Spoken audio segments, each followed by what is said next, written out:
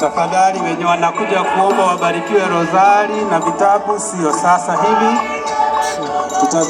Tutabarikiwa na baba askofu kwa wakati wake kabla ya baraka ya mwisho. Kwa hivyo tafadhali, sasa hivi si wakati wa kubariki visakramenti. Wakati huu ni wa kuleta matega yetu, sadaka zetu, iwe ni ya fedha ama ni vipaji tulivyoleta kwa mji wa Mama Maria.